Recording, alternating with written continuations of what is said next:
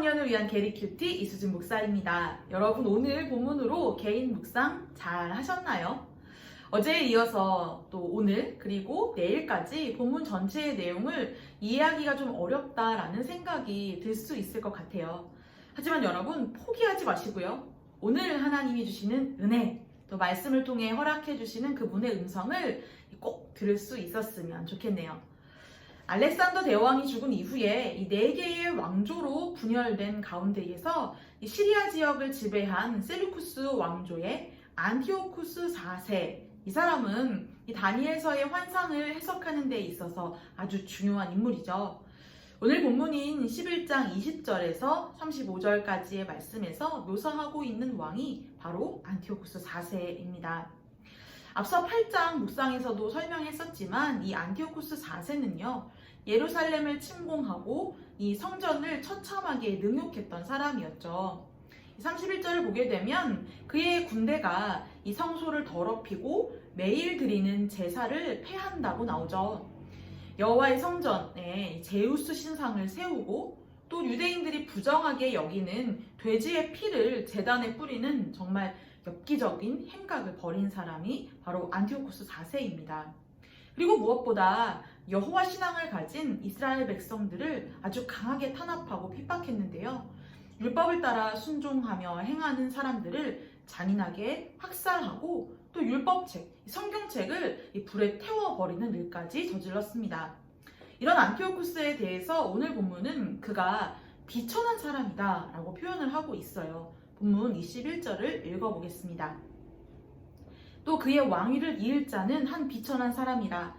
나라의 영광을 그에게 주지 아니할 것이나 그가 평안한 때를 타서 속임수로 그 나라를 얻을 것이며. 아멘.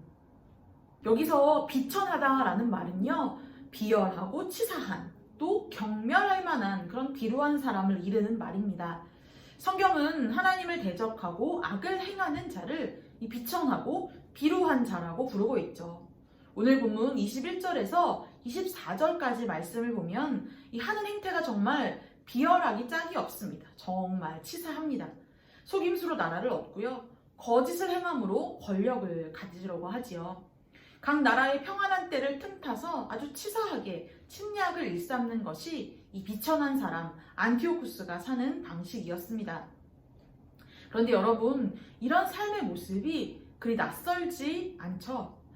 오늘날 세상을 살아가는 많은 사람들이 선택하는 삶이 바로 이런 삶입니다. 성공을 위해서, 성취를 위해서 속임수와 거짓을 행하는 일이 비일비재합니다. 크고 작은 조작과 횡령, 또 이중장부, 이런 일들은 우리가 사회생활을 하면서 가장 먼저 마주하게 되는 현실이기도 합니다. 물론 우리 사회가 이전에 비해서 부정부패 이런 문제가 많이 해소되기는 했죠. 하지만 근본적으로 세상이 움직이는 원리는 변함이 없는 것 같습니다. 성공을 위해서라면 수단과 방법을 가리지 않고 있죠. 속임수를 쓰지 못하는 사람을 향해서 오히려 바보 취급하는 것, 이것이 세상입니다.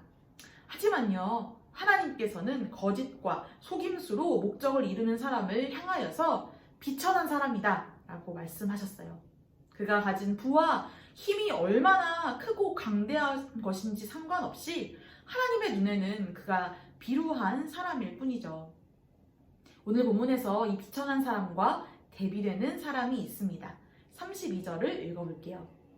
그가 또 언약을 배반하고 악행하는 자를 속임수로 타락시킬 것이나 오직 자기의 하나님을 아는 백성은 강하여 용맹을 떨치리라. 아멘. 여러분, 발견하셨나요?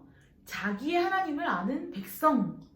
하나님을 아는 백성은 강하여 용맹을 떨친다고 본문이 말씀하고 있습니다. 안티오쿠스 4세의 악랄한 탄압과 핍박으로 많은 사람들이 신앙을 버리고 현실과 타협했습니다. 그러나 끝까지 저항하며 신앙의 기계를 굽히지 않은 사람들이 있었습니다. 그들은 바로 33절에 나오는 것처럼 칼날과 불꽃, 사로잡힘과 약탈로 큰 괴로움을 당하지만 그 일을 억울한 고난으로 여기지 않고 오히려 믿음의 연단으로 여기는 것이죠. 35절 말씀도 읽어볼게요. 또 그들 중 지혜로운 자 몇 사람이 몰락하여 무리 중에서 연단을 받아 정결하게 되며 희게 되어 마지막 때까지 이르게 하리니 이는 아직 정한 기한이 남았음이라. 아멘. 고난을 통하여 정결하고 순결하여 흠없는 모습으로 변화될 것을 소망하는 사람들이 바로 하나님을 아는 백성들입니다. 그리고 그 거룩함이 능력이 되어서 마지막 때까지 이를 수 있게 하는 것이죠. 하나님의 백성에게는 거룩이 곧 능력입니다. 연단을 통해 정결하여지고 순결하여져서 단련된 거룩함이 곧 능력이 되는 것이죠. 그 능력이 하나님의 나라를 이루어갈 수 있게 합니다. 세상은 빵빵한 스펙이 능력이라고 말합니다. 하지만 하나님은 우리의 거룩함에 관심이 있으신 분입니다. 우리가 세상의 성공을 거머쥔 비천한 사람이 아니라 하나님을 아는 지식으로 충만하여지고 세상과는 구별된 거룩한 자로 살아가기를 원하시죠. 여러분, 어떻게 살기를 원하시나요? 저는 여러분이 하나님을 아는 백성으로 살아갔으면 좋겠습니다. 저 또한 그렇게 살아갈 것이고요. 함께 이 길 걸어갔으면 좋겠네요. 기도합시다. 하나님, 거짓과 속임수로 비천한 자의 길을 걸었던 우리의 어리석음을 회개합니다.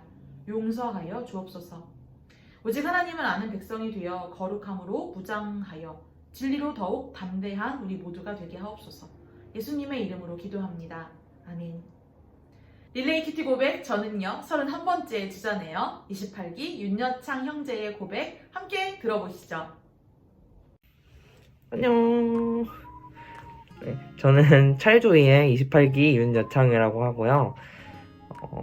제 큐티 습관을 먼저 말씀드리자면 저는 큐티를 항상 뭔가를 시작하기 전에 하는 편이에요. 그래서 뭐 과제가 있다거나 아니면 공부를 해야 된다는 상황이 있으면 항상 그걸 시작하기 전에 큐티책을 펴놓고 큐티를 하는 편이거든요. 뭔가 그렇게 해야 제 우선순위가 말씀인 것 같고 제 우선순위가 하나님인 것 같아가지고 그렇게 습관을 들이다 보니까 계속 그렇게 하고 있는 것 같아요. 그래서 저는 말씀을 볼 때 항상 큐티를 할 때 그 주인공이 아니면 그 말씀의 화자가 돼보려고 하는 편이에요. 뭐 지금 다니엘서를 묵상하고 있잖아요. 다니엘서에서 제가 만약에 꿈으로 하나님한테 뭐 대전쟁을 예고받았는데 아니면 이스라엘의 멸망을 예고받았는데 제가 그 상황에서 모든 걸 다 내려놓고 금식을 포함한 뭐 다른 것들을 다 내려놓고 무릎 꿇고 백성들을 위해서 기도할 수 있을까? 선조들의 잘못을 그렇게 뉘우치면서 겸손하게 긍휼하심을 구할 수 있을까라는 생각을 하면은 그 메시지, 성경에서 전달하고자 하는 그 메시지가 조금 더 명확하게 전달이 되는 것 같아서 저는 그렇게 하는 편이고, 또 저는 생명의 삶으로 큐티를 하고 있거든요. 근데 생명의 삶을 보다 보면 앞뒤로 되게 각주나 해설 부분들이 굉장히 자세하게 되어 있잖아요. 이게 독이 될 수도 있고 너무 한쪽으로 편향된 시각을 이제 제공을 할 수도 있는데 저는 오히려 그런 해설들에서 도움을 받고 있거든요. 다양한 견해들과 다양한 설명들 아니면 요약본을 보면서 말씀이 잘 이해되지 않을 때 도움을 받을 때도 있고 이런 생각도 할 수 있구나 라면서 제 묵상 자체가 더 풍부해지는 것 같더라고요. 그래서 저는 이렇게 꼼꼼하게 다 읽으려고 하는 편이거든요. 네, 그렇게 저는 큐티를 하고 있습니다.